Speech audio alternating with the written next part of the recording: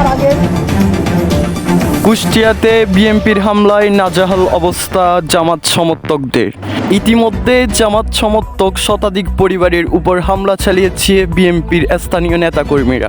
হতাহতদের একটাই দাবি, কেন তারা দানের শীষে ভোট না দিয়ে দাঁড়িপাল্লায় ভোট দিল, এবং কি বিএনপির সমর্থকদেরও কথা, কেন তাদের সমর্থিত প্রার্থী বিজয়ী না হয়ে জামাত সমর্থিত প্রার্থী বিজয়ী হলো, সেই আক্ষেপ থেকে তাদের উপর হামলা চালাচ্ছে স্থানীয় বিএনপি নেতাকর্মীরা।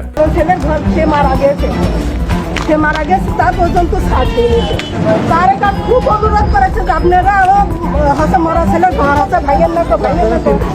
আপনারা এখন যে বাড়িটি দেখছেন সেই বাড়ির মালিক ইন্তেকাল করেছে, তারপরও হামলা থেকে বাঁচে নাই সেই বাড়ির লোকজন।